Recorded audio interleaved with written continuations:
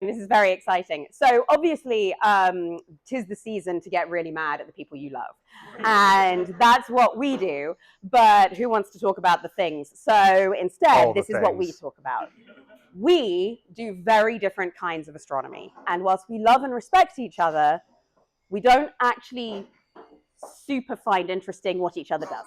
And so you all get to tell us whether what we do, which one of us does the most interesting thing. Now, I just want to prep the ground here, because we did this last year. And listen, everyone was very nice about it, but my husband won. And he's lovely, and what he does is really, really good, but it's not cool. So if we could please fix that this time, just pay attention, listen carefully, ask any questions you have. We can do this. But I'm going to let him start first because he won last time. So I'm just saying keep that in mind, that's all. Thank you.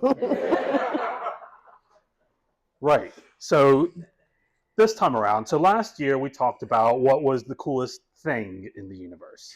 This year we thought we'd do something a little bit different and talk about what's the coolest mystery in the universe. What out there do we not know that's the most interesting? So I'm going to be talking about life, which we all love, we all are.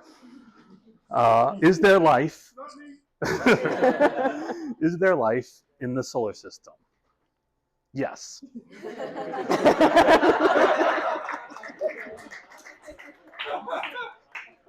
So yes, obviously there is. But we're not actually going to talk about us tonight. The question is there any life anywhere else in the solar system? So going to start off with this nice view of the habitable zone of the solar system. So we've got, is there a laser pointer on this? Nope. No laser pointer on this? Yes. Oh, yes. I lied. Center. Ah, I see it. Yeah. Thank you. How many astronomers? All right, so we've got the sun and then all the planets. And so the habitable zone is not, don't think of it as this is where life is possible. Think about it as, because that's a sort of very narrow definition. We define it as where, if you have a thick enough atmosphere, where will there be liquid water on the surface? Where will water be liquid at the surface if there's a thick enough atmosphere? So we've got Earth, obviously, is in the habitable zone, and also Mars, interestingly enough, is in the habitable zone. But Mars is, the atmosphere of Mars isn't very thick, so all water on Mars, well, most water on Mars is either solid or gas. So, but that's actually going to be our first stop when looking for life in the solar system. Outside of Earth is Mars. So there are many reasons why we want to look for life on Mars. It used to be very wet. So here's a nice baby picture of Mars when it was only 600 million years young. Very cute, very, very wet, as babies often are. And yeah, you can see here, even in modern images, there's sort of remnants of water flowing about. And water, as we all know, is necessary for life. If you don't drink, then, you die, so. Yeah, so, so it used to be very, very wet, but it's still a bit damp in places.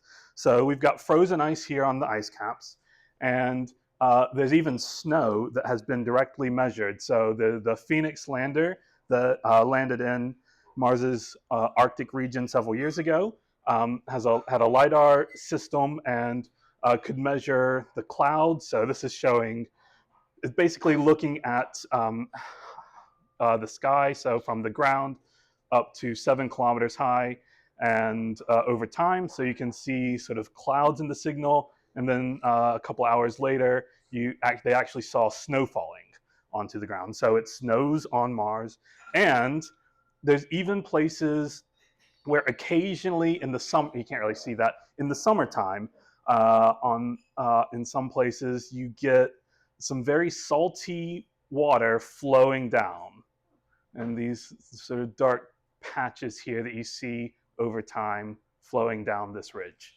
So there's still some water there, and if there was a lot of water once, there may be extinct life. If there's still some water there, there may be existing life, and so those are a couple of reasons why we would look on Mars for life. But the other really crucial reason is it's relatively easy to visit. It is nearby as far as the solar system is concerned, and all of the life that could possibly be there would likely be on the surface. So we can just land on the surface, and there's not much atmosphere in the way, so our orbiters can look down onto the surface, and so it's just a nice, relatively easy place to do this studying, even if it isn't the most likely place to have life in the solar system. So moving on, we're going to make a quick stop at Venus. There's not really a good reason to look for life on Venus. It's way too hot, it's too cloudy, so you can't see down to the surface easily, and it's way too dense. So the Soviets landed a probe in the 70s onto Venus, and it lasted, what, 20 minutes? What would you say? That was the most recent one. Yeah, an hour. Yeah, it lasted a very short time. Because if it doesn't melt, it gets crushed, or both. But why I'm bringing Venus up is back in 2020 there was a detection of a molecule called phosphine in the atmosphere, and the only way you could get phosphine in the atmosphere, or there was no known non-biological process that could generate phosphine in the atmosphere. So that would be very exciting if it were true. However, there was a lot of argument in the literature about, is the detection really a detection? Like, what is that signal really there? And I'm not an astrobiologist. I'm not going to weigh in on that, but it's not guaranteed. But still an interesting place, but not where life is most likely going to be, especially life as we know it. So our next major stop is Europa. Europa is one of Jupiter's biggest moons, and one of the big reasons to look for life on Europa is it's got a giant ocean under the ice. So it's this whole moon here is covered in a crust of ice. Under that is a big ocean, and Earth life formed in the ocean. Why not Europa life?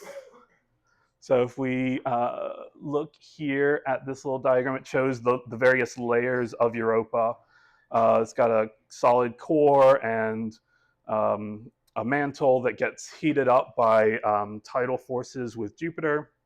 And then this nice liquid ocean under the solid ice. And then if you look more closely at the liquid ocean here, you've got these hydrothermal vents, similar to the hydrothermal vents thought to produce life on Earth. Oops, that was the wrong button. And you've got pockets here where it's shooting up water geysers. And yeah, it's just a very interesting place. And as I mentioned, the hydrothermal vents, they provide energy, and maybe life could develop there. Also, it's got these nice big plumes. So this is an image taken from Hubble with the nice in situ image of Europa over plotted. So you can see how big the plumes are compared to the moon itself. And yeah, so these are big plumes of water that shoot up, and they're big enough to fly a spacecraft through pretty easily. And in fact, that's the plan. So there's a spaceship on its way there, the Europa Clipper, launched a year ago, I think, and it should arrive in Jupiter's orbit in 2030. So we'll be getting some nice data from that. And so one quick stop again at Enceladus, which is one of Saturn's moons, another place that life is possible in the solar system. It's also got a subsurface ocean, very similar to Europa's, and it also has these big water plumes that you can fly a spacecraft through. And in fact, Cassini flew through them back when it was still around. And yeah, so it's very, very cool. The only problem with Enceladus and why it's only a quick stop and not a major focus is Enceladus is tiny. So there's much less volume in the ocean for life to potentially form. So moving on to my second favorite place in the solar system besides Earth is Titan, Saturn's moon. It is the only place in the solar system besides Earth that has liquid on its surface. So it's got this really thick atmosphere, and on its surface it has lakes and rivers and seas, and it's got it rains. Like it's got a whole cycle similar to the water cycle here on Earth. Yeah. What the liquid? Yes. So the liquid here is not liquid water. So this is out at Saturn, and Saturn at that orbit is way too cold. In fact, the rock, like if you just think about, the ground is water. It's all ice, completely frozen solid. But the liquid here that makes up the lakes and the rain and all that is mostly hydrocarbons. So it's methane and ethane and other hydrocarbons. So Detroit.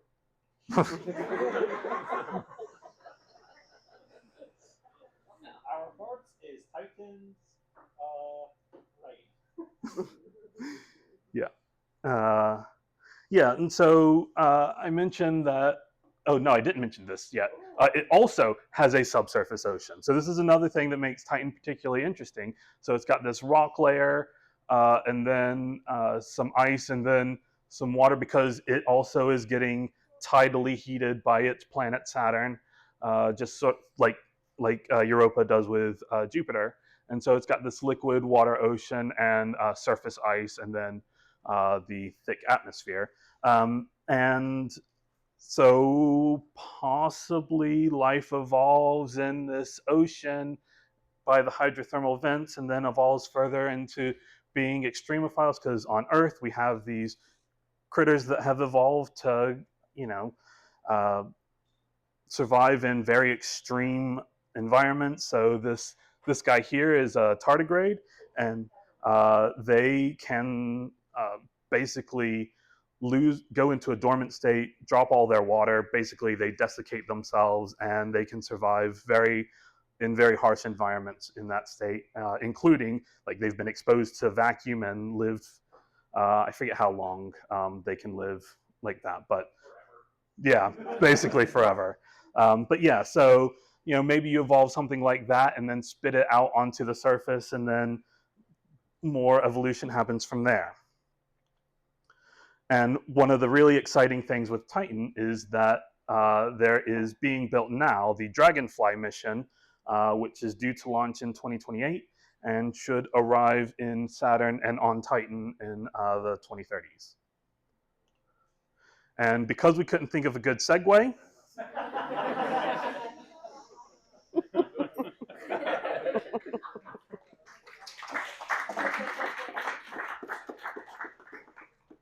Okay, so obviously life is great.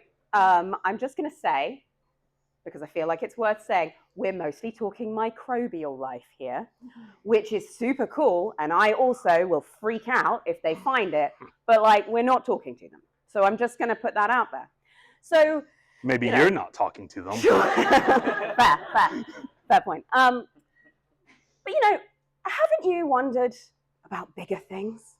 Things beyond the solar system. Things like black holes. What happens? What happens inside a black hole? Come on, don't we all want to know? I really want to know. Which kind of gives the game away. We don't know.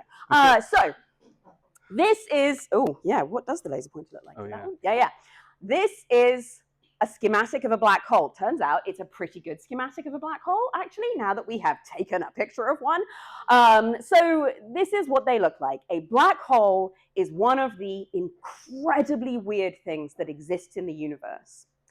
So the idea of a black hole is that it exists when mass is compressed into an infinitely small volume, which is known as a singularity.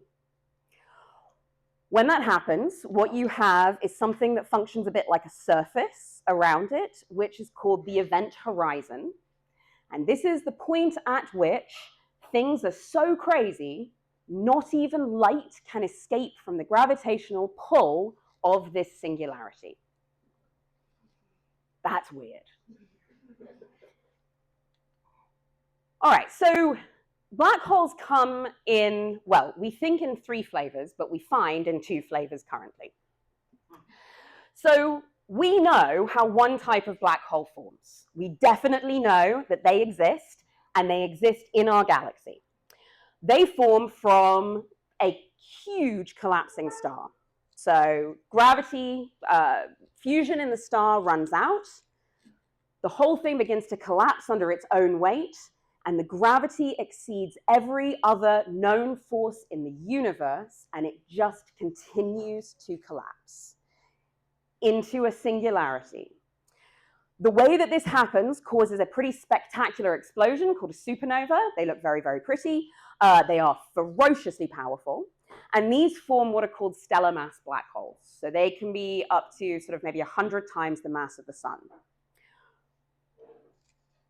There should be stuff in the middle. There should be heavier stuff than that, but we haven't really found those. Very, very few of them. These black holes should eat each other. They should join together. They should get bigger. They should grow. But we haven't found them yet. But they should be there. We think there's as many as 100 million of these black holes roaming around in the galaxy. I realize saying that might sound terrifying. Don't be terrified. Space is big, big, big, big. Even the galaxy is big. We're fine. We're very safe.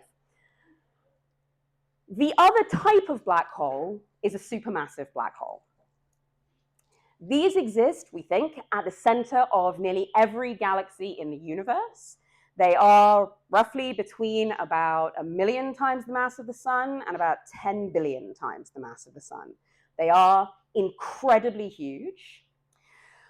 We have no idea where these things come from.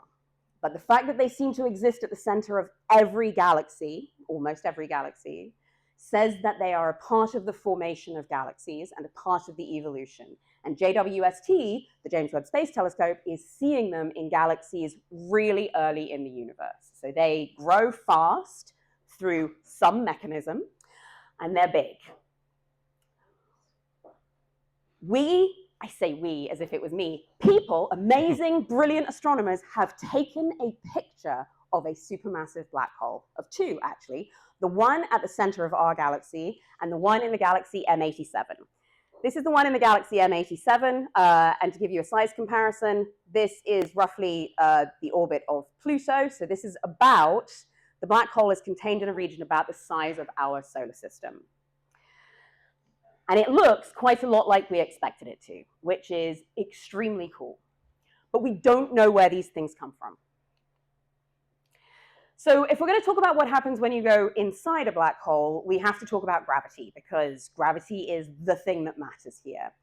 And gravity is quite weird, especially when you get next to a very, very big mass.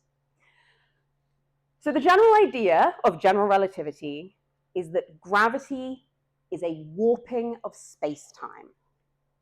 All mass, you, me, everything, the beer, it all bends space around it. More mass bends space more. We don't bend space very much. We don't have much gravitational force between us, certainly not enough to notice. But big things, they bend space a lot. So the sun bends space, and because it bends space, we move in a circle around it. No sun, we just move in a straight line. Okay.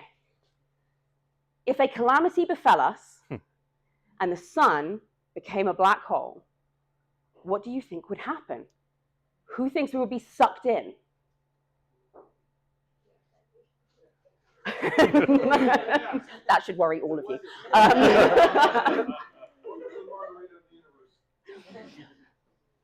Oh, no, I've got a chance. Nothing would happen. It changes nothing. All life on Earth would die, and that would definitely probably be bad. But that's a different kind of science to the one I do, so it doesn't matter. nope, that's not what I meant to do. Sorry, wrong button. Space behaves the same way no matter the size of the mass. But when you have something that is compressed to a very tiny point, you can get much closer to the whole mass. And then the curvature of space-time becomes really extreme and things get very weird. So, what happens if you approach a black hole? If you approach a stellar mass black hole, things get very bad very quickly. I do not recommend it. Once you get to the event horizon of a stellar mass black hole, you are, because it's a fairly small mass, quite close to the singularity. You experience a fun phenomenon called spaghettification. Yes, it is in fact a wildly descriptive term. You become atomic spaghetti. The tidal forces, the same forces that cause the ocean tides on Earth, mean that there is a different amount of force pulling your feet compared to the amount of force pulling your head. So at the event horizon of a stellar mass black hole, I found this description, I thought it was beautiful. This is equivalent to having your head held rigidly and a 2 billion pound weight hung from your feet. Yeah, it's really bad. So we don't do stellar mass black holes, we stay well away from them. Things are less terrifying early on if you try and go into a supermassive black hole. The tidal forces at the event horizon of a supermassive black hole aren't that bad. They aren't bad enough that you probably wouldn't notice when you crossed the event horizon of the black hole. It's like Space Mountain. Right, that's right, exactly. So one of the other things you have to, that relativity gives us that we have to think about when we think about gravity is a phenomenon called time dilation. So time dilation is one of the many, many strange effects that come up from relativity, which is that time moves at a different rate when you are close to a big mass compared to when you are far away from it. So this is one of the many wild predictions of general relativity that has proven to be absolutely true. All of the GPS that you may use to find your way home depends on us using this, on the clever people, I keep saying us, this is because I teach, on the clever people who do this, using this.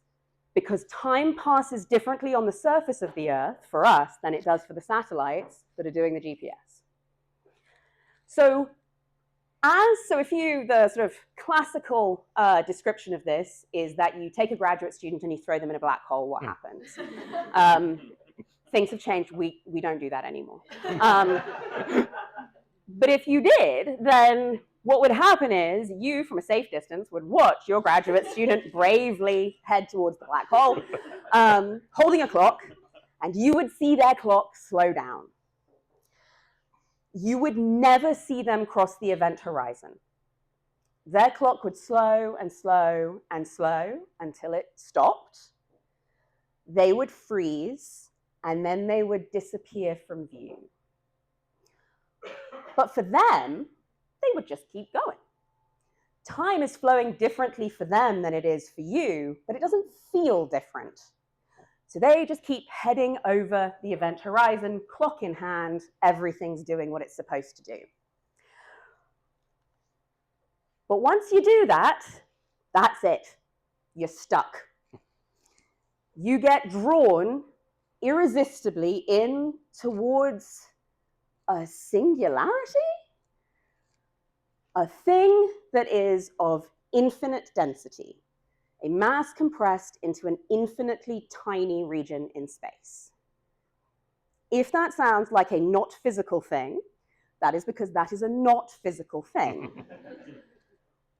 This is what happens when you run general relativity forward. General relativity, one of the best tested physical theories in all of human history, tells you that you end up with a singularity, but it tells you it with a little asterisk that goes, yeah, but you definitely don't, because we're ignoring a really, really big important thing here, which is that as it gets compressed down and down and down, the scale becomes subatomic.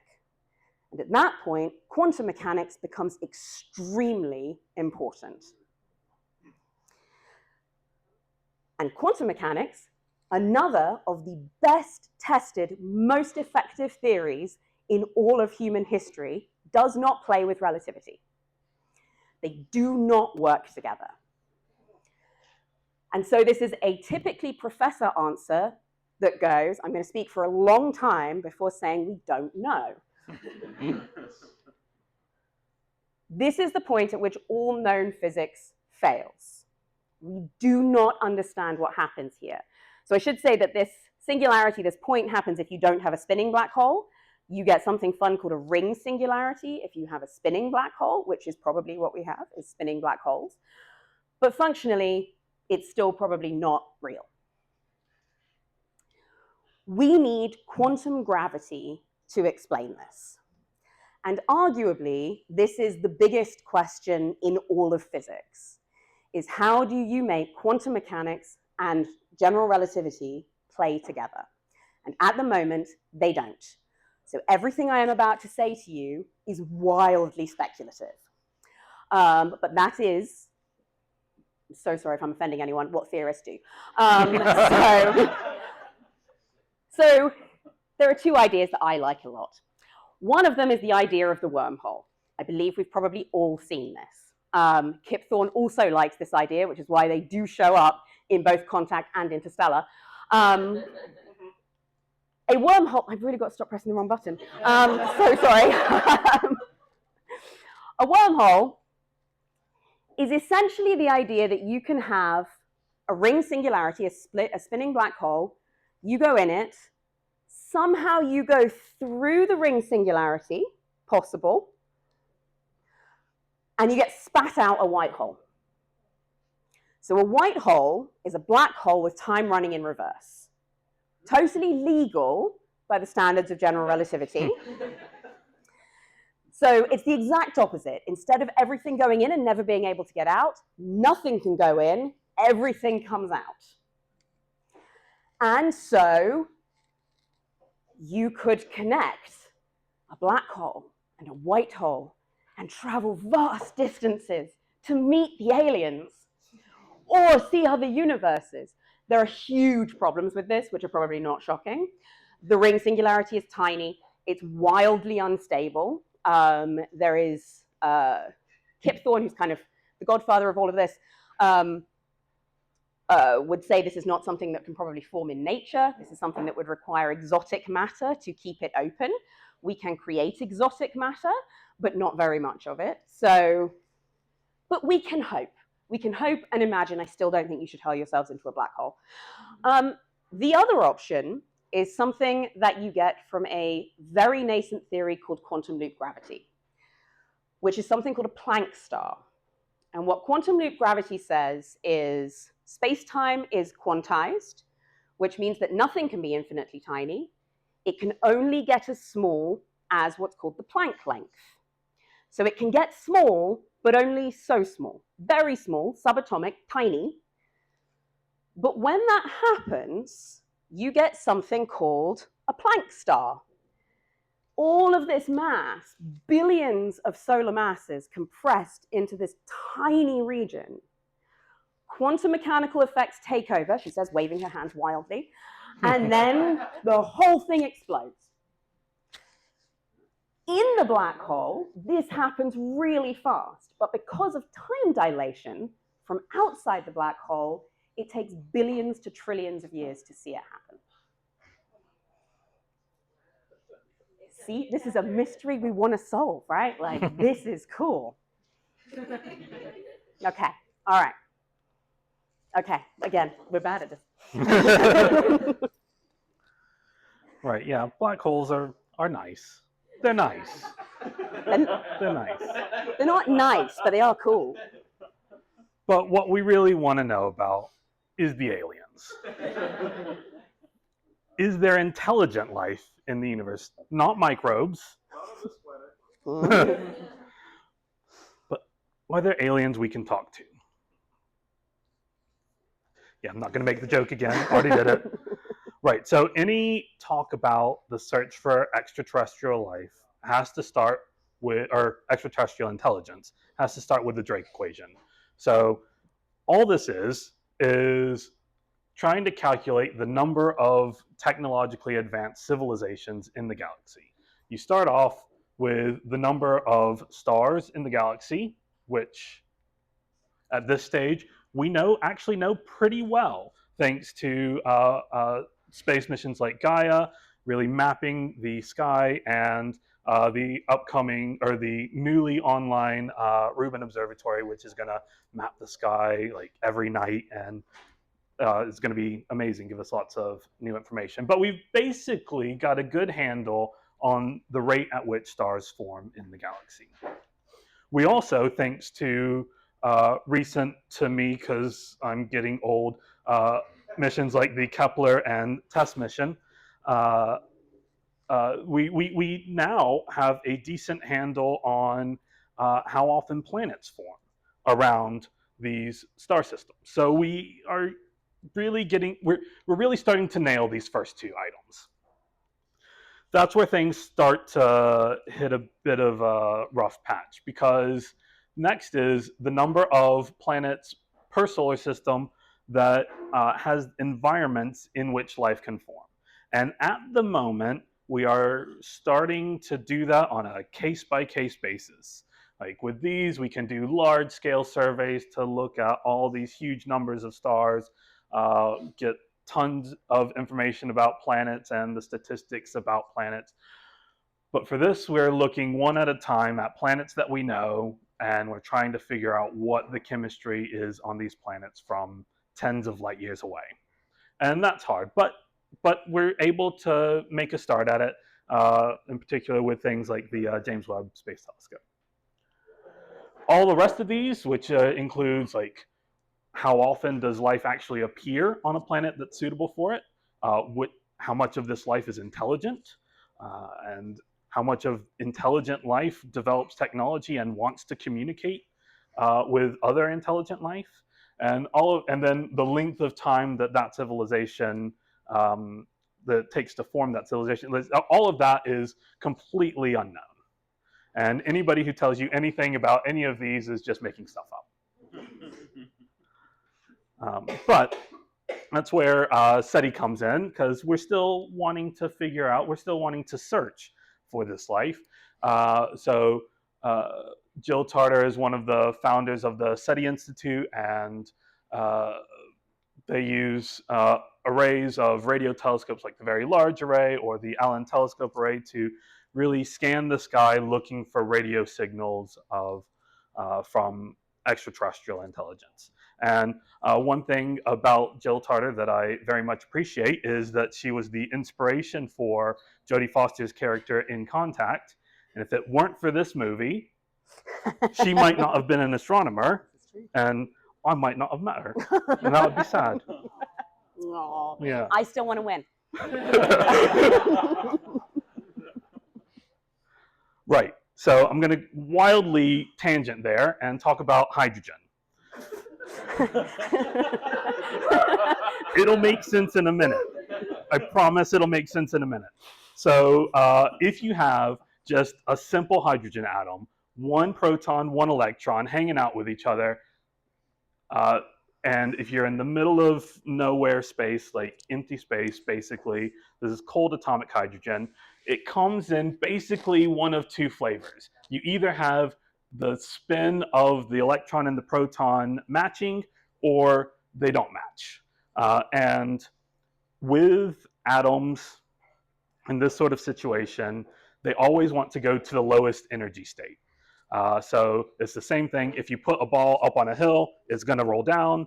If you have a hydrogen atom in this configuration where their spins are the same direction, eventually the spin of the electron will flip down, go to the lower energy state. And this happens on average for a particular atom once every 11 million years or so, which seems like a long time, but when you've got an incalculable number of hydrogen atoms out there, you end up seeing the little bit of light that it emits. And it emits at this very specific frequency, 1420 megahertz or 21 centimeters. And so it's mainly used for studying hydrogen clouds. And getting a good sense of the interstellar medium and the intergalactic medium, and just what is the stuff in between all the stuff that we actually care about. But in 1959, sort of early days of thinking about SETI, a couple of physicists at Cornell speculated that maybe aliens would use the most common thing in the universe, hydrogen, would use that same frequency, this frequency that's fairly common used to study hydrogen, that they would use that as their frequency for communication. Because if you communicate in the radio, you have to pick a frequency. And their thinking was, this is the natural frequency that an alien civilization is going to want to use to communicate with other alien civilizations, because you can't coordinate that sort of thing. And so a lot of SETI work gets done at this wavelength. So here is the WOW signal from 1977. It was taken with the Ohio State University's radio telescope, Big Ear. Yeah, this oddly shaped telescope, but it's big, which is really nice for getting good signal. It operates in the 21 centimeter line, and it was used for just surveying the sky from 1965 to 1971, and then for SETI for 20 years after. So the way that this thing works, because you can't really point that, you can sort of move these to get look up or down, but you're stuck basically at the same strip of the sky. And so they would use the rotation of the Earth to get a pretty good view of the whole sky. And in the course of this, the measuring scheme here is a bit weird, but I'll actually show it here. This is a bit easier to see. Right, this is, you can think of it as sort of very slightly different wavelength channels, and then this is showing over time. So as it was going through on one stretch, it saw this very bright signal here in their data. And yes? Why would you want to build a telescope that looks like a hockey rink? Yeah, that's a very good question. Oh, what did I do? There we go. Yeah, so really it's the size of it. It's so that because this is a radio telescope, so I think it just needs to be concrete and metal, and having it as big as possible, as cheap as possible, lets you sort of lead you to this design. Yeah, I think it really would have been, how big can we go on our very limited university budget? We made them out of sticks and chicken wire, so that's pretty updated. Yeah, in the 90s, this ended up getting bought by a nearby golf course that wanted to extend their golf course. And they tore it down. Yeah, but that's how it goes, isn't it? Right, but with the WOW signal, so the person who was reading this saw this huge signal, the way it was encoded, and just wrote down WOW, so that's why it gets called the WOW signal. But it's hard to say what could have caused this. There's a lot of ideas, and it comes from this region of Sagittarius. There's been a lot of follow-up with no evidence of anything. So it's probably nothing, but who knows? It is still, as nothing as it is, the closest we've come to evidence of alien intelligence.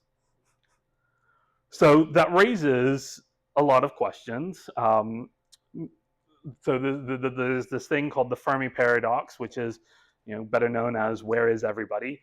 Thought up by Enrico Fermi, who was one of the physicists in the development of nuclear power and then the bomb. He was lucky enough to escape fascist Italy, came to the U.S., which, had he stayed, his wife would have been in real trouble because she was Jewish. So, lucky we got him here. Right, but yep, there's darker parts I could go down, but I won't Good. because Yes. it's Christmas. That's the idea. Yeah, so right, the whole idea is there's billions of stars in the Milky Way, hundreds of billions of stars in the Milky Way, and we now know that most stars have planets around them.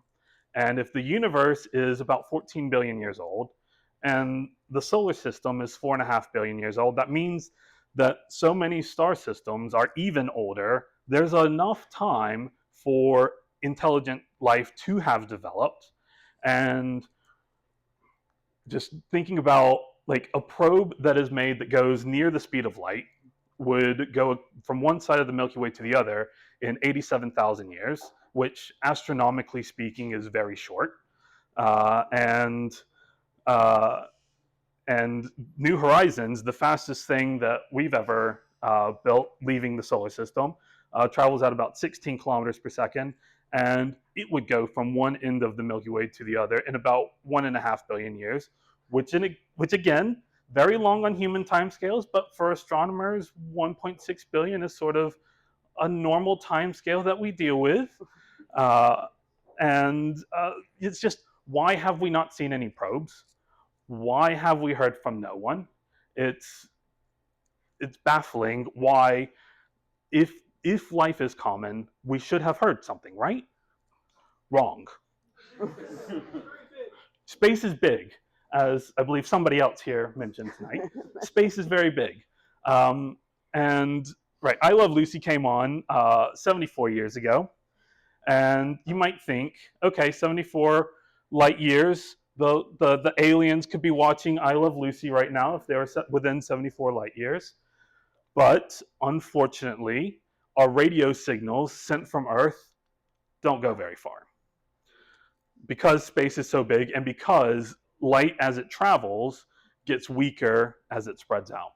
So the aliens are sadly not watching Lucy and Ethel eat the chocolates off the conveyor belt. Yeah, so that joke would have killed like 30 years ago.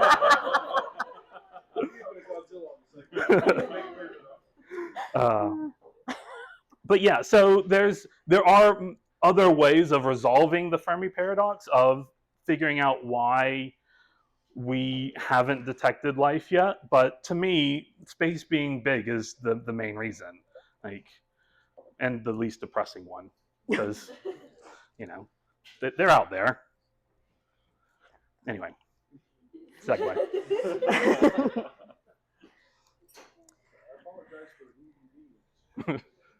All right. We're going to go back to talking about cool things. All right. Don't you want to know about the dark universe? Not really. The dark universe and cosmic expansion. Big. It's big. It's thrilling. Okay. So, it's getting bigger. It is. That's right. This is the distribution of energy in the universe. We are visible matter. Us, stars, gas, beer, these things make up 5% of the total energy density in the universe. Dark matter is about 27%. Dark energy is about 68%. Is dark energy like repetitive energy? Yes, it's like a repulsive pressure, but I'm going to get there. I'm going to talk about it. I promise I'm going to talk about it. But yes. So I'm going to start by saying the dark in front of this should not lead anyone to believe that these two things are connected. Because I've basically just told you everything we know about both of them. So I'm going to say more, obviously, because I'm an academic, but that's pretty much it. They're dark because we can't see them. And that's visible because we can. But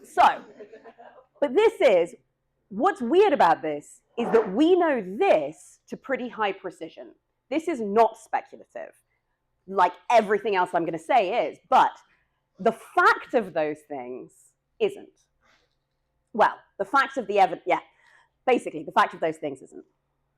All right, so if I say the universe is expanding, is everyone basically comfortable with that concept? Comfortable that that's true? The universe is expanding. This is quite weird if you think about it, because it means that the universe has a beginning. It has existed for a finite amount of time, and it was smaller in the past than it is now.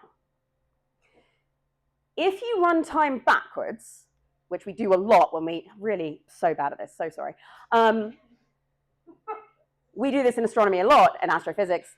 If you run time backwards, the universe keeps getting smaller and smaller and smaller and smaller, and you end up with something that looks an awful lot like the inside of a black hole, from which everything began, through some mechanism we absolutely do not know. When we think about this, there's a big bang, right? This was a derogatory term that was invented to talk about how stupid this idea was. Turns out it's pretty good. We expect that something blows up, everything keeps moving, but the gravity should sort of slow things down as it goes.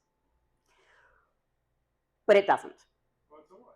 Not so much. It did, but it doesn't anymore, maybe. So the rate of expansion is getting faster, but maybe also slower, or at a slower rate. Things are very strange.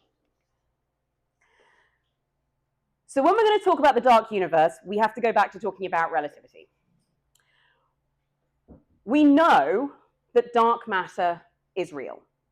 And we know that dark matter is real because we can map its effects due to gravity. It is the only way that dark matter appears to interact with anything is through gravity. We can see it when we look at how things move in our galaxy or in any galaxy. We can use stars to track how fast a galaxy is spinning. When we do that, if we do the math, then what we expect is that you're going to go out from the center of a galaxy, everything's going to get faster, but then as you go further out, that should tail off. The physics says the amount of mass drops, the distance gets bigger, and so it should tail off, and it doesn't. It keeps going right up to the limit where you can see anything to be able to measure it. The amount of mass required to make that happen is vast. And if it wasn't there, then physics as we understand it would not be able to hold the galaxy together. It would fly apart. So this tells us that galaxies are missing a lot of mass. There's a lot more mass there that we can see. We can see that with galaxies, but we can see that on larger scales too, because of gravitational lensing. So gravitational lensing is how how mass warps space. Light travels along, it passes a big mass, and it follows a straight line in space-time and it curves, because space-time itself is curved. And so you get fun smiley faces in your James Webb Space Telescope images. So these are lensed galaxies. They don't really look like this. It's just that these two eyes are incredibly massive, and this whole mass distribution is warping the space. And so they're curved. You can see how space is warped, and you know why it's warped, so you can figure out how much mass is doing it.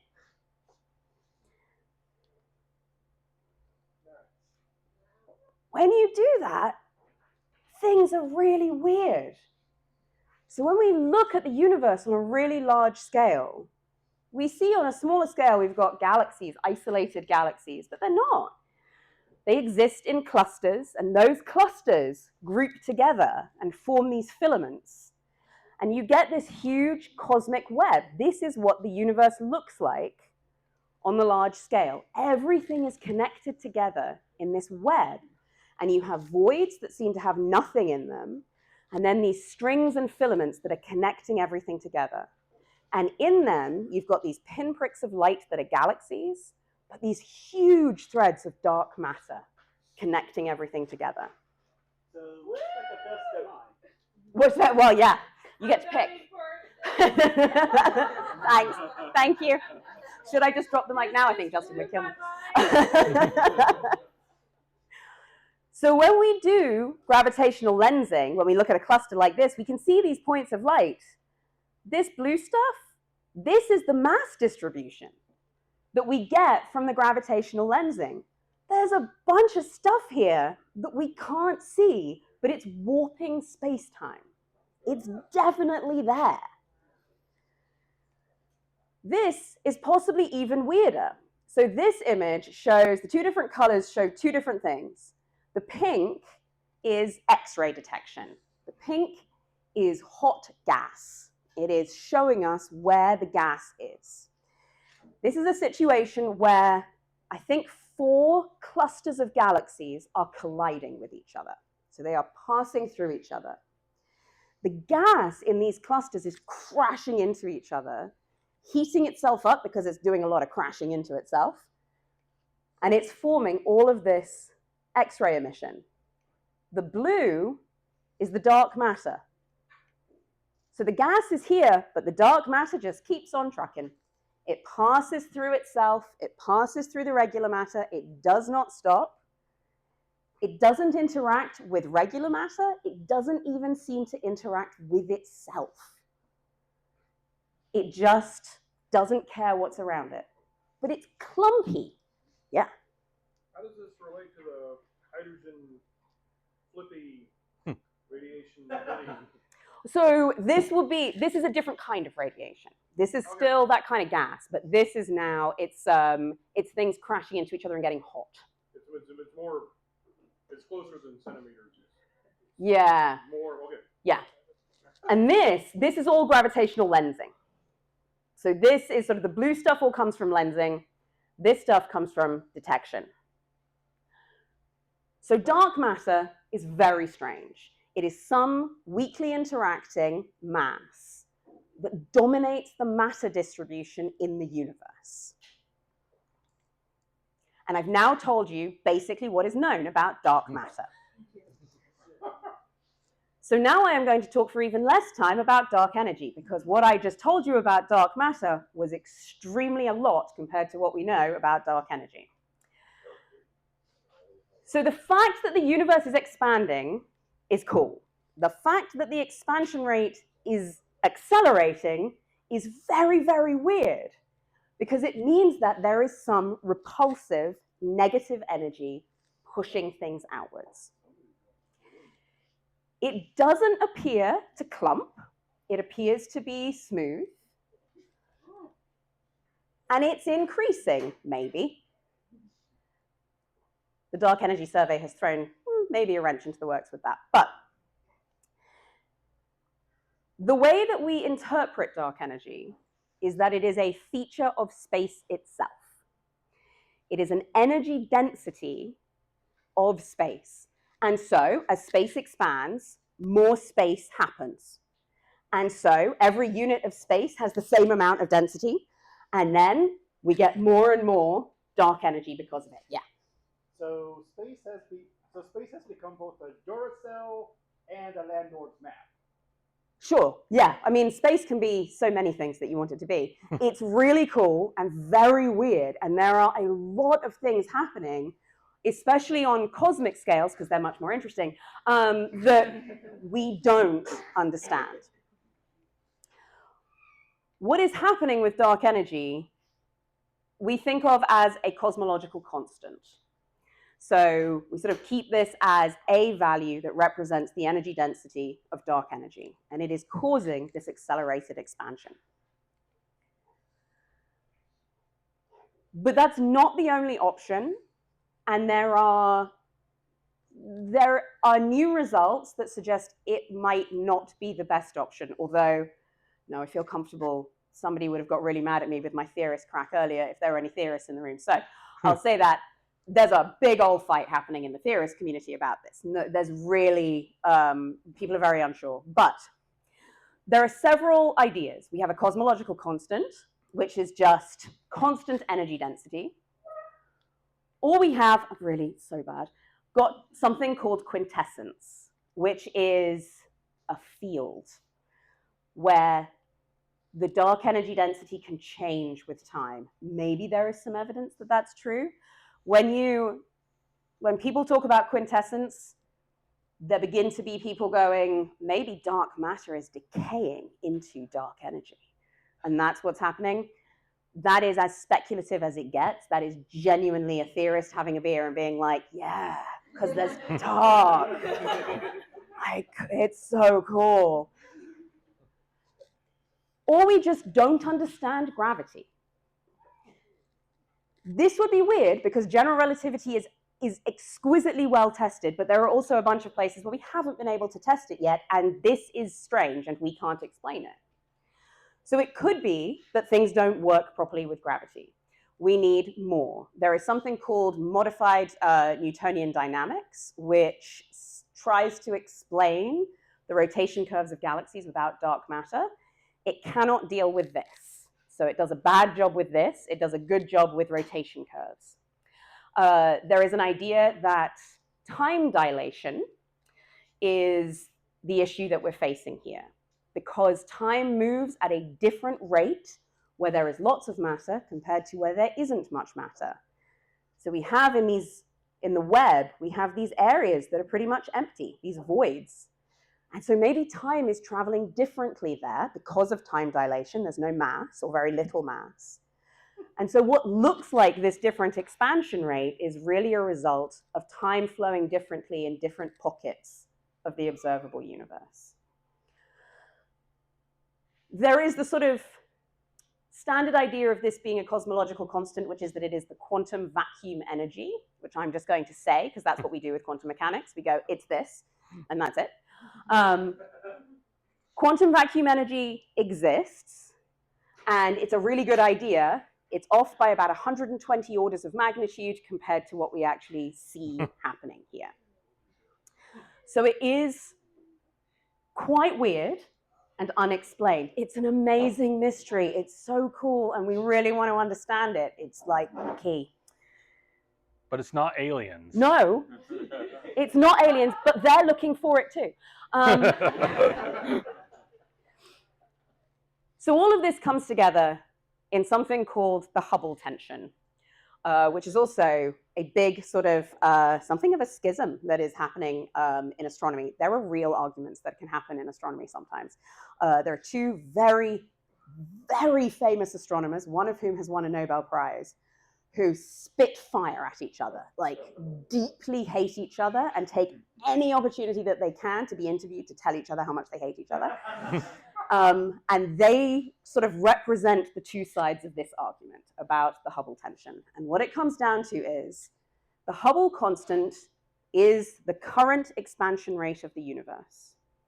There are two very good ways of measuring it.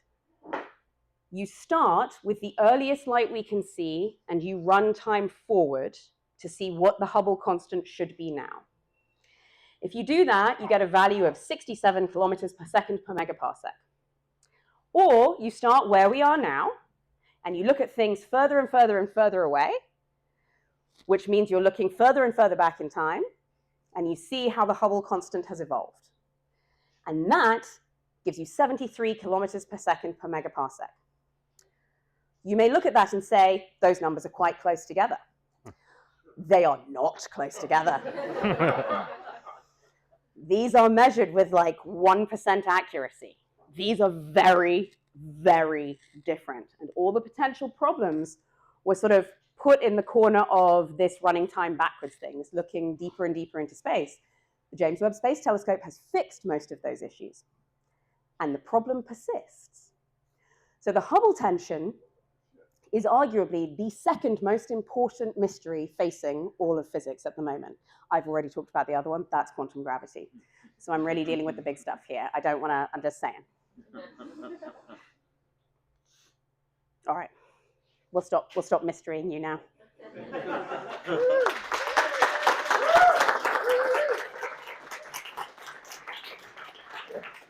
Certain questions for you. It's nothing personal. Are there any questions from our duo tonight?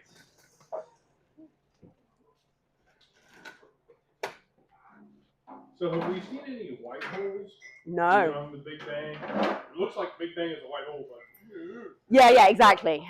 Exactly. Like, but so there is, as far as I can tell, the prevailing wisdom amongst people who study this sort of thing for their career is that no, we don't have white holes in our universe. That we should have been able to detect them. There is a lot of discussion around that with something called primordial black holes, which would be very, very tiny black holes that formed very, very early in the universe. And so I didn't talk about this, but black holes evaporate. So Stephen Hawking demonstrated that black holes had temperature. They emit radiation very, very slowly. And as they get smaller and smaller, they get hotter and hotter. So they emit more and more radiation. And so maybe what happens is, because of the time dilation effects inside a black hole, the white hole, a black hole can transition from being a black hole to being a white hole. If quantum gravity is real, then we have, well, quantum gravity is real. If these ideas of quantum gravity hold, then you have whatever is inside the black hole expanding outwards.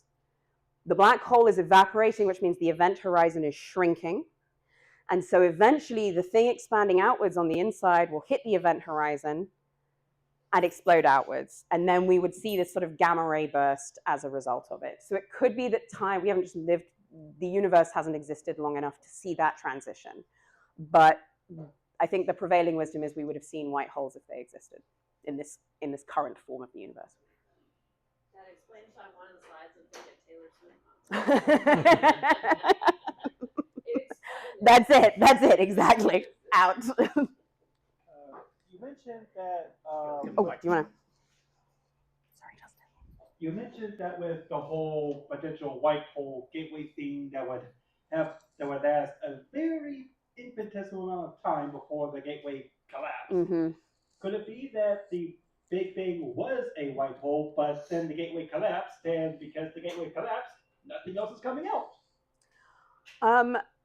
Oh, right. sorry, you said 2 drink minimum. So we did. No, 100%. Right. I'm going to say, gosh, there's almost any question you can ask on this where the answer would be, yeah, could be. There is this time period that we can't probe at the moment because we don't have quantum gravity. And so the understanding of the Big Bang is still fuzzy, yeah. It depends a lot on who you're talking to, and I should say, much as I speak confidently, very much not a professional in this particular area. But I think that you move into the realms a lot of what people believe, because there is very much that we still don't understand about it. So there's a lot of, yeah, maybe, that comes from it. Anybody else have any questions? Oh, I'm sorry, I'm still pressing the button. Not so much a question as a follow-up with my son's question. Well, then maybe it's worth looking into. Yeah, I mean, there's a lot of, to say that this is a huge area of research would be to put it very mildly. There are some profoundly brilliant theorists working on this and have been for decades. The issue of quantum gravity, which is ultimately, I think, what this comes down to, is elusive. And there are many of those people who would say, so most of the time when we talk in physics about a theory, we do not mean it colloquially. Like it is a pretty rigorous, tested, testable thing. But a lot of these theories of quantum gravity, they are theories in almost the most colloquial sense. Like they are not testable. The math doesn't work at the moment. String theory, for example, makes exactly 0 testable predictions. But it's made so many careers. It's made so many careers. There's a lot of people who do it. But it goes, every single possible thing can happen. And so the fact that it has happened is exactly what we expect. And it doesn't matter what else happens, because we expect that too. So it's rough at the moment. It's just, I think everybody's looking into everything who cares about this and can do it. Yeah, I care about it, but I'm not that kind of scientist. Yeah. If you're wondering who is laughing at all of the graduate student jokes, it's this pile of graduate students that's been sitting over here the whole time. Can you name drop the beefing astronomers on the whole bench? Oh, yeah. Adam Rees? Adam Rees and Adam Rees and Wendy Friedman. Oh, Friedman. Yeah. Yeah. I mean, from what I can get, I realize this is going on social media, and I shouldn't be saying this. I don't know these people at all, but like they really hate each other. Yeah. I work with Adam. It's okay. It's fine. Yeah. I have a question that I would hope involves both of you, and it's. I want your professional opinion, and you're not going to publish this. You don't have to sign by this. The more that I've thought about dark matter as an astronomer of your persuasion, and the more that I think about Occam's razor, which is if you have a bunch of options to describe something, the simplest explanation is most likely the correct one. Dark matter. Do you think it's an exotic particle or some new form of matter that we have yet to learn the way to detect it? Or is it M dwarfs, like a very famous, or so he likes to think himself as, professor in the department who studies M dwarfs? Or do you think it's my persuasion, which is intermediate mass black holes? Or do you think it's, do we just not have gravity? Maybe we have it at 95% accuracy, but we don't have the theory of gravity at 100% accuracy. You've been getting more questions. Yep. Yeah. Oof. Yeah. I think there's more M dwarfs than most people realize. Okay. So I think that could explain some of it. Okay. I think that I don't know enough about any of that to speak intelligently. But yeah, Well, we've got the M dwarf. One tally for M dwarfs. Yeah, I mean, sure. I like M dwarfs. They're great. Nice little guys. It's not M dwarfs. I love Todd. It's not M dwarfs. Like, it isn't. Okay, yeah. I mean, we don't understand gravity, because if we did understand gravity, we'd have quantum gravity. Right. So it's something to do with that. But I don't, I mean, that's it. Yeah, I don't know. There's a lot that's been done looking for compact objects. Mm-hmm. And Machos? Yeah, machos, exactly. So the fight with dark matter is they're either wimps or machos, because we have a very elevated sense of humor in the astronomy community. Wimps are weakly interacting massive particles, and machos are massive compact halo objects. And the M dwarfs and the black holes would be the massive compact halo objects. We are missing these intermediate mass black holes, and there's no reason why they shouldn't have formed. Right. So that's weird, and seems like they should be there. Yeah. And we obviously don't fully understand gravity, despite general relativity being fantastically accurate. So, I mean, I think it is profoundly a mystery. And I am hoping very much that some part of it is solved in my lifetime. Me too. Yeah. Yeah. And I don't know of a better note to end on that. So let's thank our guests once again, please.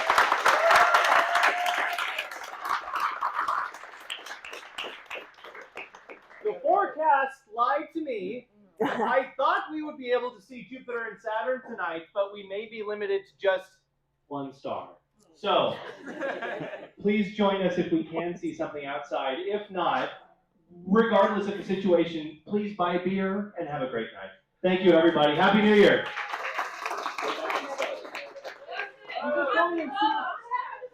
Oh yeah, no, who wins? Sorry. Who wins? We have to vote. This was a debate. Yeah. Those are the graduate students. This is from Russell Hogue, one of our regulars here. Let's have a vote. Who votes the smallest well-studied things? Aliens! Yeah. Who studies everything else? Rigged. Rigged. Thank you, everybody. We'll see you next year. We have Saturn. Go outside. Thank you guys so much. Thank you. Thank you. I appreciate it. I appreciate it. Yeah. Nah, I've learned my lesson. It's not happening again. Yeah.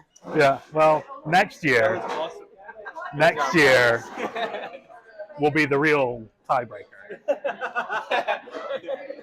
It will. I'm Let's just do going to keep round asking three. more of my Right, You're already playing at a disadvantage because this whole shit started from black hole talk. So this audience is already against you. Black holes. If only your stars turned into black holes. I didn't even talk about stars. I was just talking about aliens. The stars won last time. The stars won. I have to stop the recording, actually. Oh, right.